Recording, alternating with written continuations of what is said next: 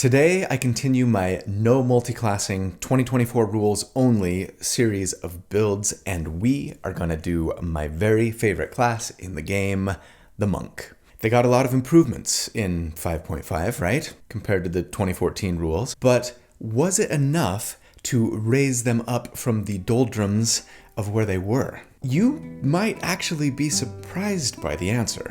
I know I was. Welcome to D4.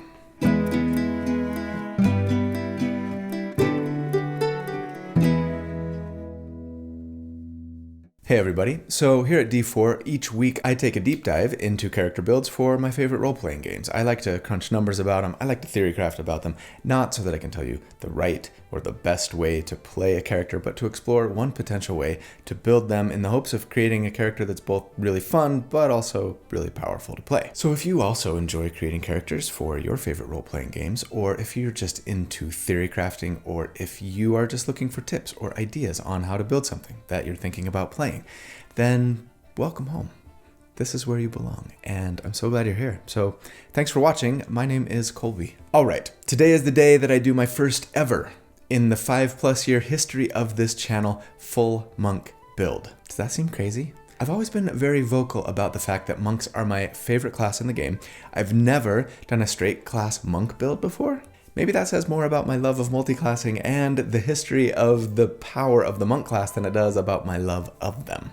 Okay, actually, fine. There is one exception to this, right? When I did a build for the Kelly and Monty's, the Dungeon Dudes, Way of the Arcane Hand Monk a couple of years ago, right up there, they created that for their Sebastian Crow's Guide to Drakenheim book. Yeah, in that one, I did go all the way Monk 17. I felt like I kind of had to, since the point was to show off the new subclass, right? But I kind of don't count that one, since it's unofficial material. As much as I loved it, it's like my favorite monk subclass of all time. And I did play it in the one-shot that we did on stage at Gen Con with like Will from D&D Shorts and Deborah Ann Wall and Jasmine and the Dungeon Dudes, of course.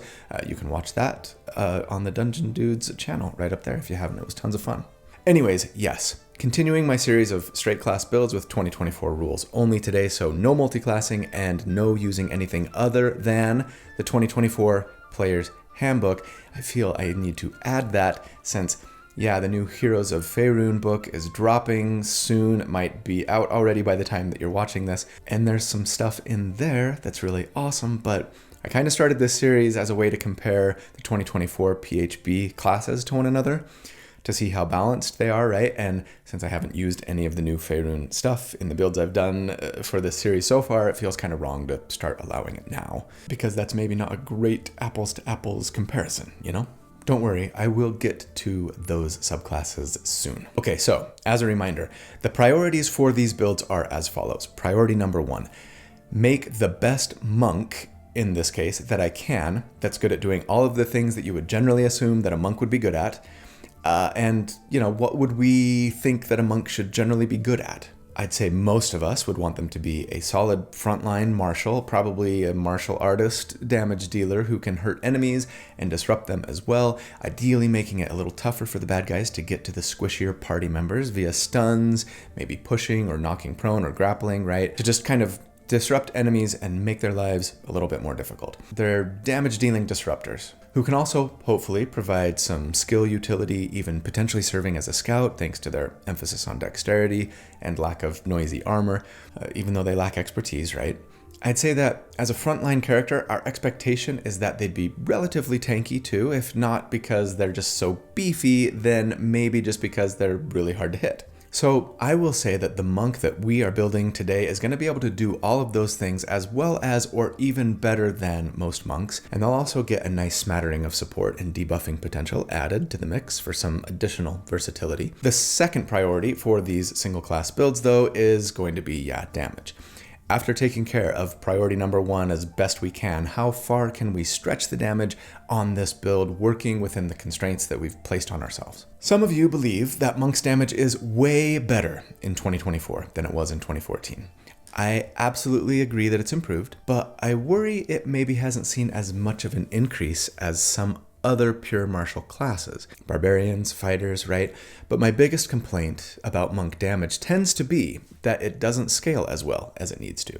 My same complaint for almost all martials, to be fair. Is that truly the case, or am I just a big whiny baby who wants my favorite class to be overpowered? Let's find out as we dive in to D&D build number 234, the Hand of Mercy. Mercy does exist in this dojo. Coup de miséricorde. That was my accent. The merciless monk. The yin and the yang. Kind of already did a duo build with that name. The plague doctor is in. That's clever, actually. The karmic killer. Thanks as always to the suggestions from Discord for the name here. I think today I'm going to go with the one from Ad9 Aggie, the Master of Mercy. Huge thanks to my good friend Randall Hampton for the fantastic artwork that he put together for the build today. He does this every week. If you'd be interested in following him, to check out the other stuff that he does, or to maybe even try and commission him to create some art for your character or even your entire party, I'll put links in the video description as always on how to do so. But first, hey, alright, listen. Before you laugh, let me just tell you, when your wife buys you Christmas jammies, you wear your Christmas jammies, and you're happy about it. And actually, yeah, you know what? We are deep into fall now. Winter is coming. The holidays are upon us, and I am ready to get cozy with my flannel jammies and with my super comfy Helix mattress, the sponsor for today's video. Just in case you haven't heard me say it yet, yes, I love this mattress. It's the best mattress I've ever owned. Not only because it's so dang soft and cozy, but because it doesn't get too hot when I sleep on it. And it even helped me get rid of the back pain that I used to have when I would wake up every morning. It's the best. And it's the best for me because my Helix mattress is specifically tailored for me, just like yours would be tailored for you, because with Helix, before you order, you take a sleep quiz to help you figure out your body type and sleep preferences so that you can get the perfect mattress for you. I am a side sleeper. I tend to prefer a softer mattress. I tend to sleep a little hot, so I took the test before I ordered my mattress and I got matched up with this, the Sunset Luxe mattress with a Glaciotex cooling cover. But there are 20 unique mattresses that they offer, including the Luxe and the Ultra Premium Elite collections. They've got the Helix Plus for big and tall builds, and Helix Kids, which I now use for my daughter's bed, and even mattress toppers now, which I've put on my guest bed. And it's practically as comfy and cooling, but for a fraction of the cost of a full mattress. So right now, Helix is running a Black Friday sale, and everything on their website, yes, everything is 27% off. So click on the URL that I've put in the video description and the pinned comment if you're interested to enjoy those savings, and that way they know I sent you. Helix has a 120-night sleep trial now. They increased the time from 100 days recently, so you've got 4 months to test it out and see if you like it. But if you don't, which I seriously doubt, you could send it back and get a full refund. Their mattresses have a 10-year warranty, and they even have financing options and flexible payment plans, so there is nothing to lose here, but oh, so much to gain. Oh, and shipping is free in the US. Comes rolled up in a box. It's delivered right to your door. Super easy to set up. So it's time to get yourself and or a loved one a fantastic holiday gift that will keep on giving for years to come. Huge thanks to Helix. I really appreciate you guys. Okay, let's get back to the build. All right. At level 1 for our starting class and our only class, yes, of course we're going monk, and we will stay here throughout our career. As for our species, I'm going to recommend 2. I think I would either want to go human, mostly for the extra origin feat, which they get, and that's awesome, or Goliath with the Hill Giant ancestry. Hill Giant lets us try and knock an enemy prone when we hit them with an attack, proficiency bonus times per day, and that's fantastic, since it would allow us then to have advantage on all of our attacks against that enemy until they stood up, right, since we'd be in melee the entire time. That said, I'm planning on doing something to get us advantage on all of our attacks against most enemies anyways, so while this would be a nice backup to have in case that method fails, I think I'd probably lean more towards human here for that delicious second origin feat. As for our background, as always I say, take an old one or a custom one and make it your own if you can, but if not, Sailor or Wayfarer will actually work, either of them, because they both give us one of the feats we want and the ability score increases that we want. For the origin feats, assuming that we went human, I'd like to have both Tavern Brawler, and Lucky. Tavern Brawler bumps our unarmed strike damage a bit in that it lets us reroll ones when we're rolling damage for unarmed strikes. It's not a huge bump. It's a little less than half a point of damage per unarmed strike on average, right? But we do make a lot of unarmed strikes, so it's not nothing. It also gives us proficiency with improvised weapons, which, we don't really need, and says that when we hit with an unarmed strike as part of the attack action, we can damage the enemy and push them 5 feet away from us once per turn. That's actually pretty nice, especially if we've got something nasty to push them into or off of. And it's great in that the enemy doesn't get to save against the push, and there's no size restriction on it either. As for the other feat I'd like to take, it's just my old go-to, Lucky. Being able to just have advantage on any D20 test, proficiency bonus times per day when we really want it. Super flexible, super awesome. And good for our damage, potentially, if that's what we decided to use it for, right? To get advantage on an attack. I will maybe add this, though. If we really wanted to be a frontliner and be kind of tanky as a monk, it's not super easy. It's better than it used to be, but we still only have a D8 hit die and like a good, not great armor class. At least until late game, right? And or we get some defensive magic items like bracers of defense. So taking tough here instead of probably lucky wouldn't be a bad idea at all. It would be like having a D12 hit die instead of a D8, and that'd feel pretty nice. As for our starting ability scores, I assume we'd do the point buy method as always and say let's go a 15 dexterity, take a +2 there, a 15 wisdom +1, and then a 14 constitution. And I will say, one of the hidden benefits of being a monk, and a ranger too for that matter, is it sort of makes it easy to prioritize the ability scores that are generally the most important for any class, right? For skill checks and for saving throws. We're more often making dexterity, wisdom, and constitution saves than any others, and at least if you're trying to be a good scouty skill monkey, stealth, sleight of hand, perception, right? These are all really important to have, and as a monk, it's what we want anyways. So there's some nice synergy there. For starting equipment, we don't really need anything, right? Both the blessing and the curse of monk life. I guess I'd grab a quarterstaff since it would be our hardest hitting weapon until level 5 at least, since it's versatile and we can use 2 hands to attack with it for a D8, right? But otherwise, stock up on adventuring gear, I guess, or treat your friends. But yeah, the reason we're so limited in what gear we can make use of is a result of the 2 features monks get at level 1. First up, martial arts. It says that so long as we're only wielding monk weapons, which are simple weapons and martial weapons with the light property, and also not wearing armor or using a shield, we can use an unarmed strike as a bonus action, use our martial arts die for the damage for all of our unarmed strikes and monk weapon attacks. That's a D6 for now, but it scales. And then we can use our dexterity modifier instead of strength for the attack and damage rolls of those unarmed strikes and monk weapon attacks. Also, we are now told that when we grapple or shove with an unarmed strike, remember in 5.5 the rules changed so that grappling and shoving simply has us make an unarmed strike which the enemy gets to save against, right? But when we're doing this, we can use our dexterity modifier for the DC of that save if we want, and we very much want. Okay, time for the rant of the week. Are you ready? So, people like to make fun of me for taking fighter dips on so many builds.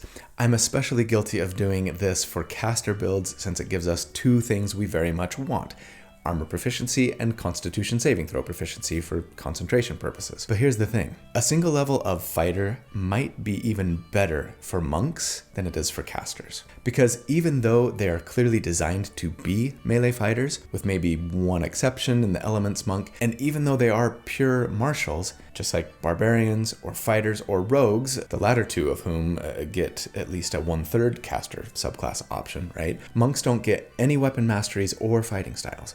And that's really a pretty big deal. The Nick weapon mastery would let us make 1 additional attack on our turn, and the 2-weapon fighting style would let that additional attack do respectable damage. Without those 2 things, I think the monk suffers a bit, especially early on in the damage department, when compared to other martial classes, and that makes me a little sad. Some of you are thinking that a level of rogue gets us close to the same place damage-wise, and 2 levels of ranger could get us the same benefits, plus maybe some extra stuff. You're not wrong. But yeah, delaying things like extra attack for 2 levels feels really painful when we could have gotten our most important things with a single level of fighter, and 1d6 of sneak attack from rogue isn't quite as good as adding our dexterity modifier, but it is super close. Anyways, point is, on this build today where I'm committed to going straight monk, no multiclassing, leaving an entire attack just sitting right there, where just one teeny little level in fighter is all it would take if I could just grab it. You have no idea how hard this is for me, people. But no, not today. We're going to make the most of our situation. I do, though, think it was a mistake on WotC's part to not give monks at least weapon masteries. And a fighting style would be great too, for that matter, though I appreciate that they get other things instead, right? Extra attacks with their bonus action, stuff like that. Maybe you just want to leave fighting styles with the fighters and their half-caster friends, right? Fine. Now, some of you are probably thinking, we could get a weapon mastery as a feat, though. And to you, I will say, we'll discuss that when we get there. Anyways, moving on. Also at Monk 1, we get unarmored defense, thankfully, since we can't wear armor and use our martial arts, right? And so this means that our armor class is equal to 10 plus our dexterity plus our wisdom modifiers, which puts us at a decent 16 for now. As good as those wearing medium armor without a shield would be at this level, right? Scale mail, if they had scale mail and a +2 dex. And this will steadily increase throughout our career, though maybe not as fast as I'd like. At level 2, we get Monk's Focus, which gives us 1 focus point per monk level. These reset on a short rest and can be used to do one of 3 things. Step of the Wind to dash as a bonus action, or if we spend a focus point, dash and disengage. Patient Defense to get the disengage action as a bonus action, or if we spend a focus point, disengage and dodge. And most important for our damage, Flurry of Blows to make 2 unarmed strikes instead of just 1 with a bonus action. And thankfully, with a straight class build, I can at least feel pretty safe in my assumption that we'll have focus points to do this every round, especially since we've got the wonderful uncanny metabolism at this level as well, which lets us recover a martial arts die plus our monk level in hit points and all of our focus points when we roll initiative once per day. Huzzah. Finally, we get unarmored movement at Monk 2 as well. This is a really great level for us, right? Which gives us an extra 10 feet of speed if we are unarmored and unshielded, and that will increase with monk level. That's really nice. I mean, if you're a Goliath here, you've got a base speed of 45 feet. Sweet. You know who else is sweet? My channel members and patrons. Just wanted to give a quick shout out to you guys. Thank you so much for your support. I could not do what I do without you, and I really appreciate it. If you're not a channel member, I'd love it if you'd consider becoming one. There's a little button down there that says join, or you can look in the video description to see the link to my Patreon, where you can learn all about the little perks that I give to my members and patrons. I give all of those perks to anyone who signs up at just the silver level or higher, and that's like $2 a month. I just ask that you pay what you feel you can afford and what you think it's worth. Those perks include access to the library of write-ups that I do for all of my builds to help you recreate them yourself a little more easily, access to the community Discord server, and access to the live monthly Q&A hangout sessions that we do. At level 3, we get deflect attacks, which now lets us deflect any bludgeoning, piercing, or slashing attack with our reaction, not just a ranged attack like before, reducing the damage by a d10 plus our dexterity modifier plus our monk level, and if we reduce it to 0, we can spend a focus point to try and do 2 rolls of our martial arts die plus our dexterity modifier in damage to another creature, though they get to make a dexterity save to avoid that damage. It's not an attack roll, right? This feature is so much better in 5.5 and really will do a lot to help us stay alive. I mean, it's not the shield spell nor the barbarian's damage resistance from rage, but the fact that it scales with monk level and can be any BPS attack now, and yeah, it doesn't require a focus point or anything, just our reaction. This helps a ton. And frankly, it really kind of leans into that fantasy, I think, that we have of a monk as a martial artist, as this sort of like lithe, agile, hard to hit character who can deflect blows and even redirect them. But then we also get our subclass at this level, of course, and yeah, I think the strongest subclass for monks in 2024 is the same as it's been ever since Tasha's Cauldron of Everything came out right after I started this channel, Mercy. Though it's a lot closer than it used to be. Shadow is arguably the coolest and has some really great things going for it. Elements can be a lot of fun, especially if you have a spellcaster in the party with like spike growth, right? Or you just like multi-class for it yourself, like we did right up here. And open hand is both the most quintessential martial artist and the hardest hitting monk at level 17. Man, I was so tempted to go open hand for the build today, just because I knew we'd eventually get to that level 17 feature, but nah, I think we gotta go Mercy.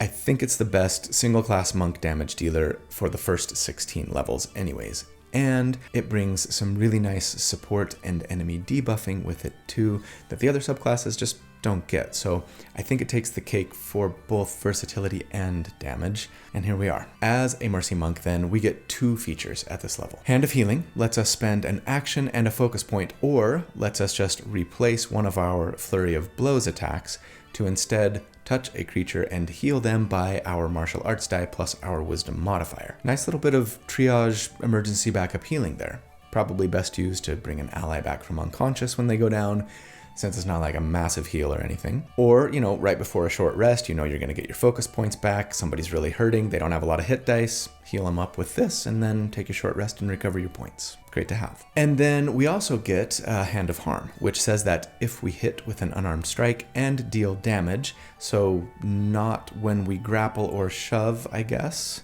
unless we have the grappler feat, and not if the enemy somehow is immune to our damage. Anyways, then we can spend a focus point to do extra necrotic damage, also equal to our martial arts die plus our wisdom modifier. It's a nice little bit of extra damage that makes me feel slightly less bad about not getting weapon masteries and fighting styles. At level 4, we get Slow Fall, which is one of my favorite monk features that I don't get to use nearly enough when I play them. It says that we can use our reaction when we fall to reduce the damage by 5 times our monk level, which would be like 50 to 60 feet of falling on average without taking any damage. DMs, push your monks off rooftops.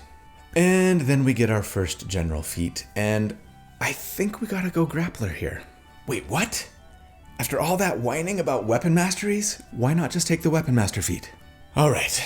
Let's get into it. The Weapon Master feat isn't the worst thing ever. It's a half feat, so it would bring our dexterity to 18, but then it would let us learn the weapon mastery property of one single weapon. So we could get that scimitar or dagger with Nick after all. Problem is, without the 2-weapon fighting style to go along with it, it would only be doing a d6, soon a d8 of damage on our turn if it hit. And sure, we could couple it with another light weapon, and thus do 2-weapon fighting with a freed up bonus action, right? But would that be better for us than a different feat here? I'm suggesting grappler for a variety of reasons, but among them is this. With the feat, attacks against a grappled enemy have advantage. So would you rather take Weapon Master to get 1 more d8 of damage on your turn, potentially, or take grappler and potentially have advantage on every attack? I suppose that if we were planning on getting the Weapon Master feat, we could have, say, gone Hill Giant Goliath to try and knock an enemy prone for advantage instead, but then we'd be giving up one of our origin feats from Human, probably Lucky, but that means our first attack on our turn wouldn't have advantage, right? So that's going to be a net loss. Or we could have gone Open Hand to knock them prone for advantage, or Shadow Monk for easy advantage via darkness, but then you'd lose the extra damage that we're getting from Mercy Monk, so yeah, it's complicated. If you really don't like grappling on your characters for whatever reason, then sure, I'd probably consider Weapon Master, but without the 2-weapon fighting style to go along with it, not to mention additional masteries that classes with the Weapon Master feature get, I mean, I wouldn't mind having Vex too, or Topple, right? It doesn't really feel like the feat is worth it to me. If I could get masteries and the fighting style with a single level dip, yeah, that's worth it. But giving up an entire feat for just one single weapon mastery, not so much. Especially since, on the other hand, grappling is just so good. And even more so with the grappler feat, especially on a monk. In 5.5, monks are just the best grapplers. They make unarmed strikes so easily and so often and have better move speed than any class, which lets them drag grappled enemies around more easily, right? And yeah, grappling is just a solid move to be pulling on your enemies as a frontline character, especially if you can do it as relatively easily as we can. It reduces the enemy's speed to 0, it gives them disadvantage on attacks against anyone but you now, so it's just a really solid way to help protect our squishier allies too. Remember, priority number 1 here was to be like a frontline damage dealing disruptor, right? And sure, it's a little tougher now to build a character who can just almost guarantee a grapple, since it's no longer an athletics check that we're making, yeah. But it got buffed too, especially with this feat, so I think we should 100% be grappling on this build, especially since there's no real reason for us to use weapons, right? Meaning we'll always have free hands with which to grapple our target. Anyways, The grappler feat will let us bump our dexterity to 18, very nice, and then says that once per turn when we do try and make an unarmed strike to grapple, we can both damage them and attempt to grapple them, which is great to not slow our damage down. Also, we can move at full instead of half speed when we're dragging a grappled enemy with us. Now, I really wish we had spike growth down on the field, but then, yeah, like I've said, and most importantly, really, the feat says that we have advantage against enemies that we're grappling. Superb. I should add here. Yeah, when we're crunching numbers, I am going to assume that we're fighting enemies who are only one size larger than us at most, since that's the biggest they can be to be grappled. Obviously, there are times when you might be fighting enemies that are bigger than that. I would hope that having had a conversation with your DM about your plan for your character, you might be able to get a plan in place where you can reliably grapple most of the time.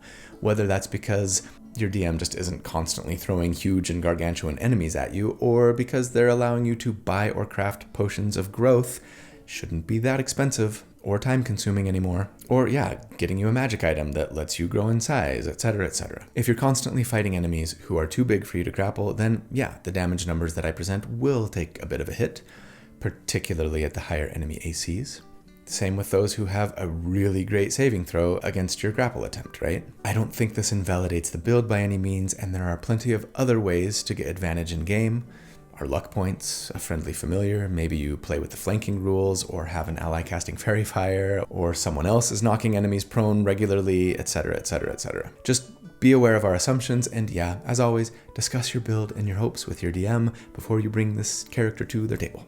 Cool. Let's move on because the next level is the best ever. Level 5. We get extra attack. So now, if we've got the focus points to spend, we can make 4 attacks on our turn thanks to Flurry of Blows. Man, I wish I had Nick. It's okay. 4 attacks is a lot. And thankfully, all of those attacks are now a D8 since our martial arts dice scales at this level, right? So unless your quarterstaff is magical, just ditch it for your fists and your knees and elbows and your feet. Especially since Tavern Brawler lets us re-roll 1s on unarmed strikes, right? And here's hoping your DM isn't letting you languish and is throwing you some magical fist wraps or belts or insignias your way to bump those unarmed strikes. But of course, we also here get the oft-lauded, oft-derided Stunning Strike, which says that just once per turn now, when we land an attack, we can spend a focus point to try and stun our target until the beginning of our next turn. They get a Constitution save to avoid it, and if they succeed, their speed is halved still, and the next attack roll against them has advantage. The stunned condition is really powerful. It incapacitates enemies, meaning no actions or bonus actions or reactions, and their concentration is broken if they're concentrating, but also stunned makes them automatically fail strength and dexterity saves, perfect to set up a grapple if you think they have a high likelihood to succeed otherwise. Maybe they got a middling con save and a really high dex or strength save, right? Stun them first, then grapple. Finally, all attacks against stunned enemies have advantage. It's expensive to try and Stunning Strike every round, at least at these early levels, and Constitution is still the worst saving throw for us to be targeting generally, though it's better than it used to be. So use this judiciously for now. Later on we can probably spam it. And give your DM grace if they whine about it when it works. At level 6, we get Empowered Strikes, which says that our unarmed strikes can do force damage now if we want. Awesome, that's very rarely resisted or immuned. And then, as a Mercy Monk, we get Physician's Touch, which says that if we use Hand of Healing to heal an ally, we can also just automatically end the blinded, deafened, paralyzed, poisoned, or stunned conditions. That's pretty amazing if we need it. It's like casting almost greater restoration and healing word at the same time. And there's more, because now Hand of Harm just automatically gives the poisoned condition until the end of our next turn. No save, people. And sure, lots of enemies have immunity to the poisoned condition, but a lot more of them don't. And it's a nasty debuff, giving enemies disadvantage on all attacks and ability checks. So now they'll even have disadvantage when they're trying to hit you, even if you've got them grappled, right? Which is great for our survivability. But also, maybe better yet, remember, after the enemy is grappled, if they failed that initial save against being grappled, right? To get out after that, they have to make an athletics or acrobatics ability check. So poisoning them greatly increases our chances of keeping them grappled once we've got them, and that is just At level 6, it's time for our first damage report. So let's talk about what combat would ideally look like for us at this level. On round 1, we would run up to our target and attempt to punch them while simultaneously trying to grapple them. I'd probably use a luck point on the attack since we really want it to land. If we hit and they fail their save, we make 3 more attacks against them, now with advantage. 1 from our second attack from extra attack, and then 2 more from our flurry of blows. We currently have 6 focus points. They reset on a short rest, and once per day we can get all of them back at the start of the fight thanks to uncanny metabolism. I think it's pretty safe to say that for most of us, for most of our combat encounters, we'll have all of our focus points. And so, I'm also going to suggest that we spend a second focus point here to use Hand of Harm. The extra damage is nice, but poisoning them, especially if we've got them grappled, is even nicer. On round 2, we would then just do the same thing, making 4 attacks and using Hand of Harm, potentially either shoving our grappled target prone as part of one of our attacks, right? Which is nice because it would then give other melee allies advantage on their attacks against our target too. Or maybe running over and grabbing a second enemy so that you can have 2 of them grappled if you want. Or sure, if our target has managed to escape our grapple, we can try to re-grapple them. And one note about that. Yeah, another reason why grappling is so potent is that even if the enemy is constantly escaping our grapple, that's costing them their action every round, right? So you're exerting some serious control and debuffing and getting action economy in your favor with this move, right? Now, on rounds 3 and 4, I'd actually use Hand of Harm rather than Flurry of Blows. We're not going to have enough focus points for both. But I do think poisoning them and doing extra damage is just way better than getting 1 extra attack, right? And the damage is going to be practically the same. Question: do I spend focus points on Stunning Strike at this level? I'd say probably not most of the time, depending on what I was fighting. If I felt confident that they had a low constitution save, or maybe if an ally has Bane out, right? But otherwise, my focus points are too precious a commodity at this level, I think. Pull it out once in a while if you really need, or you really want to. I'm going to assume no. Next question: do I just assume that we've got advantage on all of our attacks? I mean, it's not a guarantee. That said, between our luck points and our solid chance at grappling them and keeping them grappled, I think our chances are really good. Again, if you want to go Hill Goliath as a backup option to get advantage, go for it. The math is too complicated for my little brain to try and crunch the numbers for like a 90% chance that we've got them grappled, trying to account for whether or not we have luck points or whether or not they're poisoned or whether or not we were able to knock them prone, etc. So I'm just going to assume advantage, and you can scale these numbers back a wee bit in your head if you need to in order to feel better about them. Cool? Okay, with these assumptions then, averaging the numbers over a 4-round combat encounter, as always, against enemies with a 10 armor class, we would do 41 damage per round. And then against a 15 AC, it would be 37 DPR. And yeah, that's solid. It's not amazing, but compared to other sustained DPR builds that I've done to date, it's pretty average. Pretty middle of the pack. What about, though, compared to other straight class builds that I've done to date? You know what? I think I'm going to start putting those in a separate tab in the comparison spreadsheet. Check the video description. It's there every time. There should be now a new tab that has just the single class builds. I'll put them in kind of both lump them with everybody else and maybe keep them a little bit separate just so that we can compare them to one another. And yeah, in that case, this one's dead last. Even the Ranger is beating us, as much as we like to whine about how bad Rangers are. Now, granted, I've only done 4 other single-class builds for this series so far, and granted that War Cleric, the Hammer of the Divine right up there, right, was doing damage to multiple enemies, so at least we're doing better than they are for single-target damage, but not for total. Still doubt me when I say that we should have got weapon masteries? I know.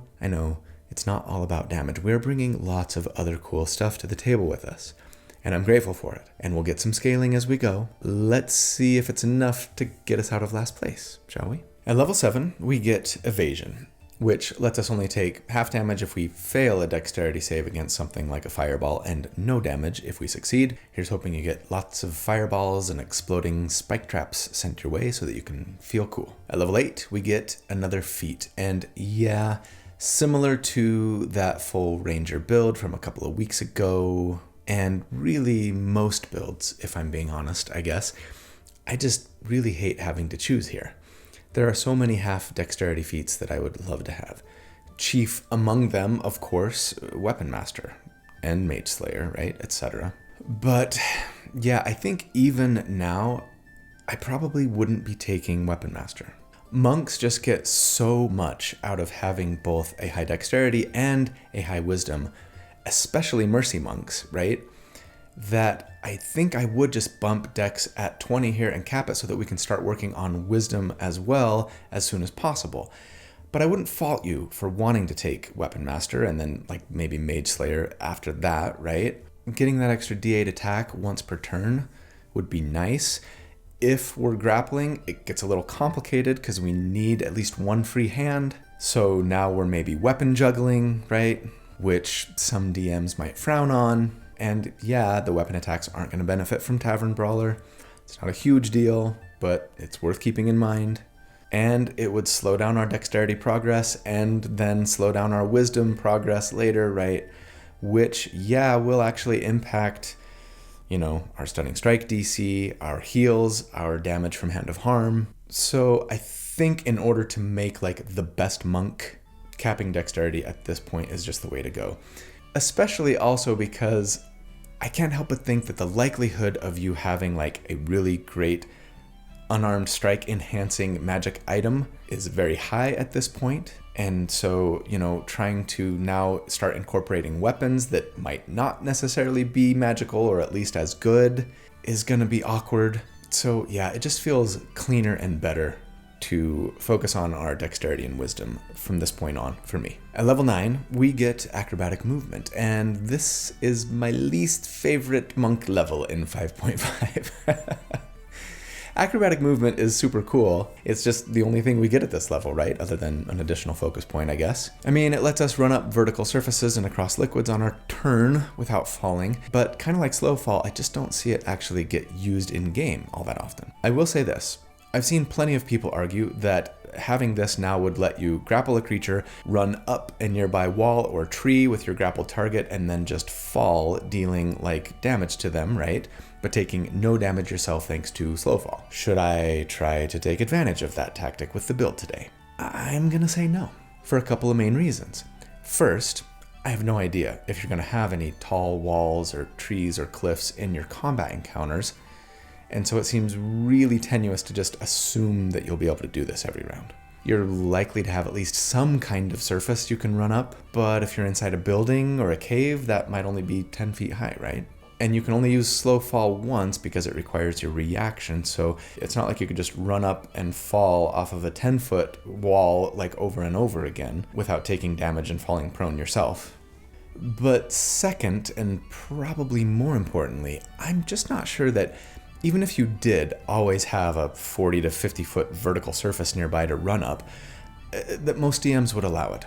I know we can drag enemies with us when we've got them grappled, and that acrobatic movement lets us run up vertical surfaces too. I just don't know that that necessarily means we can bring a grappled enemy with us when we do run up that vertical surface. Sometimes as players, we get into a trap of thinking that just because we're not told that we can't do something, it means that we can do it, right?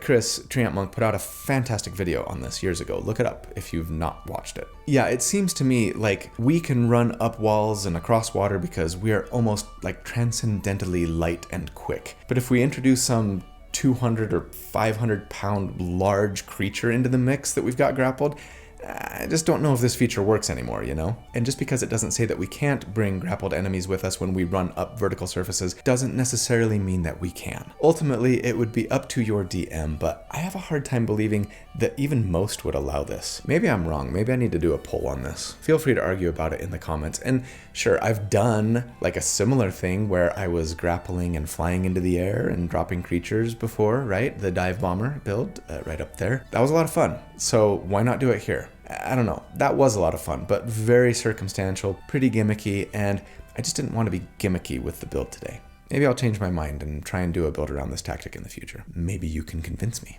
But for today, I think I'll pass. But at level 9, yes, it's time for our next damage report. Since last check, what have we done to scale our damage? We capped our dexterity at 20, and that's pretty much it. Damage scaling is rough for these last few levels. Maybe we should be running up walls and dropping our enemies. I guess we can say that Thanks to having 9 focus points now, I actually wrote key in the script. Wow, I cannot get past the key points. We can both Flurry of Blows and use Hand of Harm every single round, so that's not nothing. But the rest of our power increases have been of the defensive and utility variety. But against enemies with a 10 armor class now, we would average 50 damage per round, and against a 16 AC, it would be 46 DPR. And I mean, okay, that's about a 25% increase since last time. It's not bad. But compared to other DPR builds that I've done to date, the scaling is just lagging a little bit, landing us maybe in the upper end of like tier 3. Don't forget, this is comparing to builds that are all trying their level best to do solid damage, right? And the good news, I suppose, is that we've passed the Feyblade Ranger build when compared to other straight class builds that I've done so far by a little bit. And we're an awesome Kung Fu Master of Mercy who's poisoning every round and healing if we really need to. So that's pretty cool too. Let's see what tier 3 brings us. At level 10, we get Self-Restoration, which just lets us straight up end the charmed, frightened, or poisoned condition on ourselves at the end of our turn. This is really pretty fantastic. And yeah, makes me feel like the Mercy Monk is the real master of poison now. Maybe I should try and build around that theme sometime. Yeah, Poisoner Feat is not as good as a lot of you like to claim. Having to use your bonus action every round just to get 1 dose of a Constitution save and nothing happens poison on a weapon kind of sucks. Sorry. But you know what doesn't suck? Heightened Focus, which we also get at level 10. It's freaking amazing. It just upgrades all of our original martial arts features, saying that if we spend a focus point for Step of the Wind, we can now also choose a willing creature within 5 feet that we can bring along with us for the no opportunity attack inducing movement. If we spend a focus point for Patient Defense, we get 2 rolls of our martial arts die in temporary hit points. And then if we Flurry of Blows, we can make 3 unarmed strikes with our bonus action instead of just 2. We got the best bonus action this side of an upcast Divine Smite on a crit. Pretty fantastic. But at level 11, things just keep getting better because Mercy Monks get Flurry of Healing and Harm, which says that when we Flurry of Blows, we can replace each unarmed strike with Hand of Healing without spending an extra focus point for it.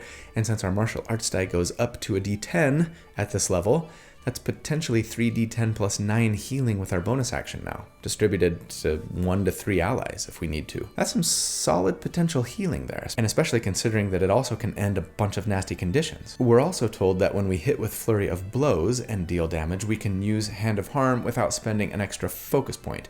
That's nice. Honestly, I kind of wish we would have gotten this sooner when our focus points were a little more of a precious commodity. With 11 per short rest now, recovering all of them once per day for free, right? I'm a lot less worried about having enough focus points these days. But I mean, if nothing else, it probably means we can attempt to Stunning Strike more often now. And that's not nothing, especially since even if they succeed, right, then the next attack against them has advantage. We can't grapple them, that's really going to help out, and we're probably running into larger creatures more often now. Or, I mean, sure, if you tend to have more encounters between short and long rests at your table, then this will be a pretty big deal. At level 12, we get our next feat, and yeah, there are plenty of half feats I'd love to have, like I've said, but in the interest of both damage and survivability, not to mention better saves and skill checks and stunning strikes and better heals, I'm just going to bump wisdom here to 18. It just improves almost everything we do. At level 13, we get Deflect Energy, and this is pretty nice, honestly. It just says that we can use our Deflect attacks against attacks of any damage type. And it comes at a time when we're probably seeing more and more enemies do more than just bludgeoning, piercing, and slashing damage, right? So it's really great for our survivability. All right, at level 13, it's time for our next damage report. Since last check, we've seen a bump to all of our attacks thanks to that martial arts die increase, which also helps our Hand of Harm, right? And we've also increased the number of attacks that we're making from 4 every round to 5. Now it really feels like our Flurry of Blows is a true flurry, which I love. Monks should feel like they're making more attacks than anyone, right? That's kind of their thing. I guess that's probably the main reason I'm so salty about not being able to get a Nick attack without multiclassing, because up until level 10, 2-weapon fighters have been able to build so that they could get the same number of attacks that we're getting. But now we're sort of on top of the pile, even without Nick. Well, us and like 2-weapon fighting fighters specifically, I suppose. And that's fine. They can have weapons, we got our body. Anyways, we'll also see a slight increase to damage from that wisdom bump, since it's going to increase the damage our Hand of Harm does. And yeah, with all of these focus points, I'd for sure be trying to stun a target just about every round, unless you're doing a dungeon run without a lot of opportunities for rests or something, right? And I mean, even if Stunning Strike is only sticking like 25% of the time, it'll do great things, both for the damage and the survivability of your entire party. So don't forget about it, yeah? Anyways, at this level, over a 4-round combat encounter against enemies with a 10 AC, we would average 68 DPR. And against a 17 armor class, it would be 63 damage per round. And again, it's a decent increase percentage-wise, maybe 40-ish% or so. That's nice. But also, most DPR builds that I've done to date are just seeing better scaling here. So we're kind of still just hanging out in the upper half of tier 3 by comparison at this level, which, I mean, considering all the healing and debuffing and controlling, both via grapples and stuns that we're bringing, this is not a bad place to be, truly. Compared to other straight class builds, though, yeah, we've dropped back to last place. That Ranger is starting to see some nice scaling from their summon spells at this point. Blast. Let's see what it looks like coming down the home stretch. At level 14, Disciplined Survivor is the best thing this side of a high charisma aura of protection for saving throws, simply giving us proficiency in all saving throws. And coupled with the fact that we can just end the charmed and frightened and poisoned condition on ourselves on our turn, and with our evasion, right, it makes me feel like most saving throws would be pretty inconsequential for this character. And that should make Chris a little mollified, even if I passed on his beloved Mage Slayer feat. At level 15, we get Perfect Focus, which just says that if we don't use Uncanny Metabolism when we roll for initiative, we can start the fight with 4 focus points if we have fewer than 4 focus points. And yeah, this is just another one of those features that's like, I mean, most of the time for most players at most tables, this is really going to feel like a non-feature, yeah? If we're really having a slog of a day or playing in like a gritty realism kind of campaign or something, sure.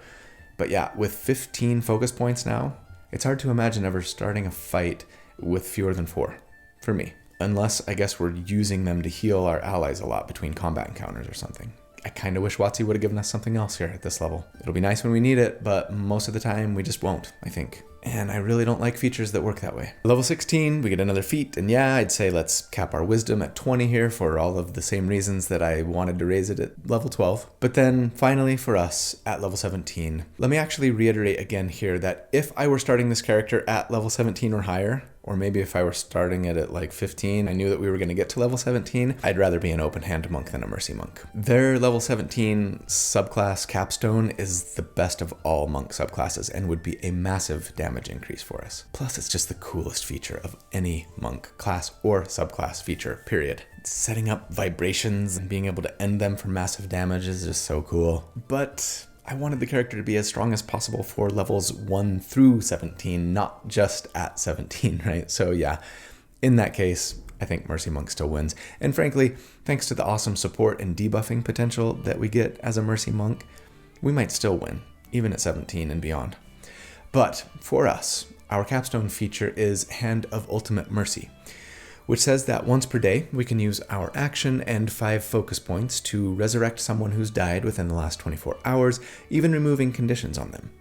And again, yeah, awesome if and when we need it. And most of the time we probably won't. We might go an entire campaign without using this feature once, right? Even if we're playing a high-level campaign. And yeah, this especially annoys me because to this point, every single Mercy Monk feature has been healing and harm, right? And then as we reach our pinnacle of power, it's just healing, basically.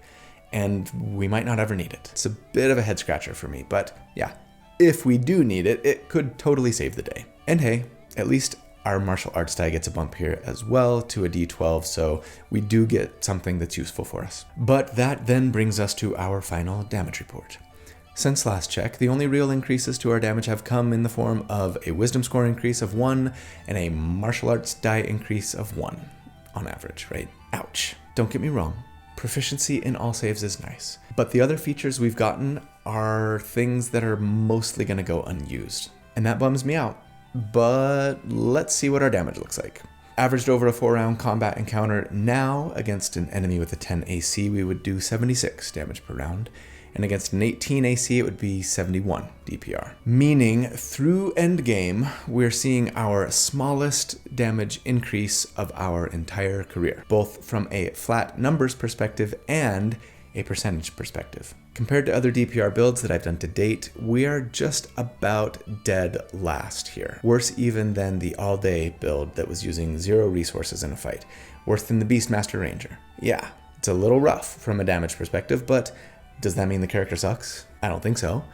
Let's talk about it in the final thoughts. The tier score for the build, if you take the damage that they do against all armor classes that we calculated for at each of the 4 damage reports, just averaged it into one big number, we end up with a 50.6, putting us about middle of tier 3 compared to other DPR builds that I've done to date, and definitely below any other single class build that I've done so far for this series. I wonder if that will hold. So, what does it all mean?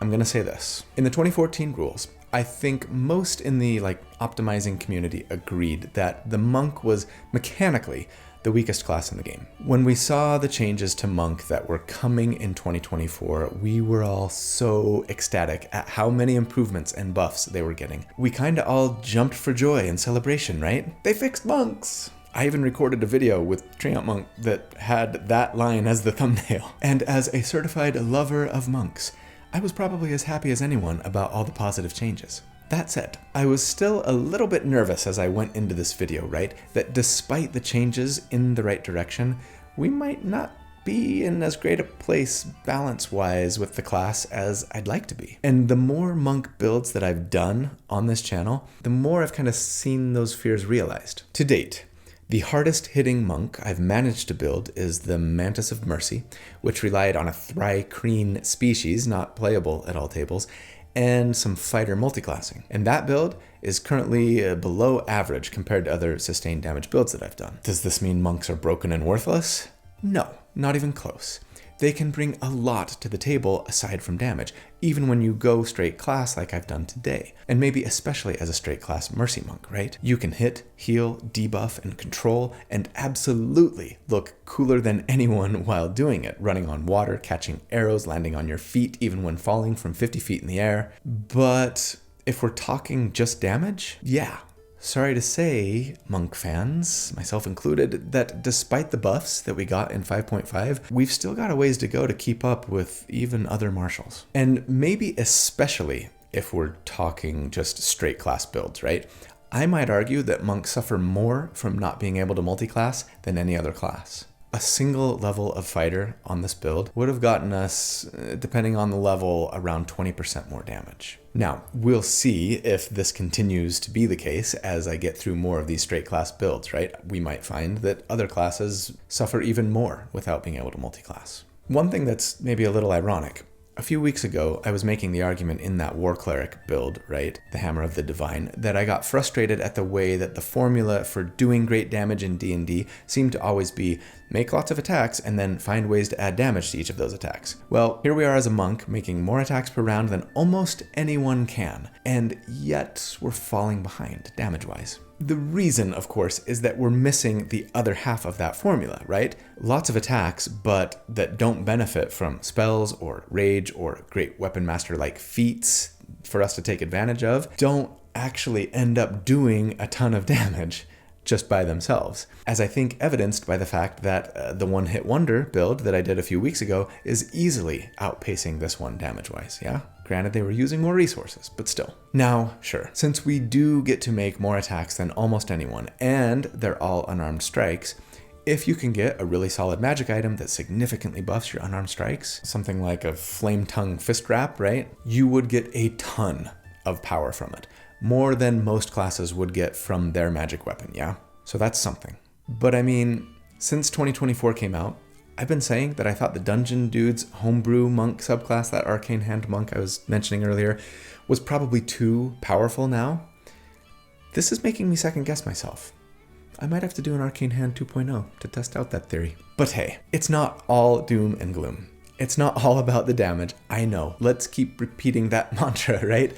In the end, did the build meet the goal of being a good monk that does decent damage? I think so, yeah. This character has decent survivability, especially as they get into tier 3 and 4. Insane mobility, tons of fun utility, respectable damage at most levels, and even really solid support and debuffing and control options. And yeah, the fact that their damage isn't just like blowing the roof off of anything kind of really solidifies for me the importance of grappling here. That control and protection move, especially when combined with the potential to stun and poison, makes me feel way better about where our damage ended up. So yeah, it feels like mission accomplished for me. If you were to play this build exactly as we've laid it out today, I think you'd find it to be a potent, versatile damage/support/controller hybrid kind of character. And when you throw all the cool flavor of the monk on top of that fun and useful stuff you can actually do in combat, I know I would have a blast playing it, even as is. But it'd be significantly better with a fighter tip. Anyways, that's the build for the week. I hope you guys enjoyed it. Despite my Debbie Downer attitude that I sometimes manifest, I had a lot of fun putting it together. And yeah, found it enlightening and useful. So that made it a great exercise for me. I love you guys. I hope that you know how much I appreciate all that you do for me and for the channel. Your support means the world to me. It really does. I hope that you'll have a great day and a fantastic week. And if you don't, I hope you'll not give up. Hang in there, okay? You can do this. I hope that you'll do good and be kind, and that I see you again very soon. But until then, take care. Bye.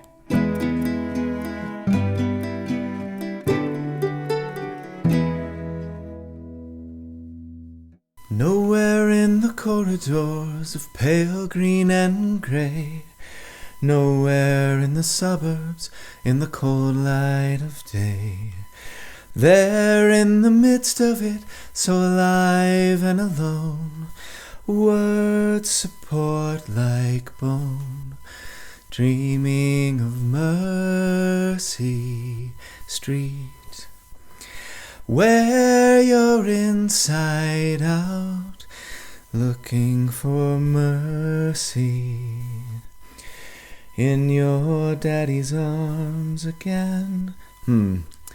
Peter Gabriel. Any other 80s kids out there that were fans? When I knew I was doing like a full Mercy Monk build, that was just the first song that came to my mind because I love it. It's the only... Well, I don't know. I think it's his best song. I mean, you know, there's In Your Eyes, of course, but I think Mercy Street's my favorite. Let me know if you have a different opinion. But judging by the fact that the greatest demographic of my viewers is like millennials, you guys might be a little too young.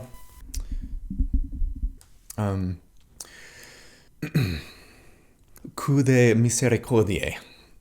I didn't say that right. Coup de misericordiae. French is hard. Misericordia. Misericorde. I keep wanting to say it in Spanish. Misericordioso. Misericorde. Okay, let's try that again. And a fighting style too will have lots of 2-weapon fighters have been able to keep pace with our number of attack. Lots of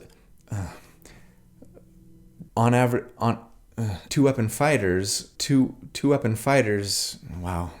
2-weapon fighters have been able to build.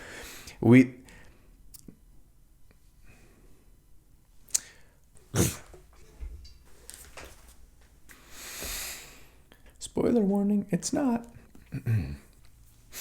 Really, ultimately, it would be up to deer. I'm struggling today.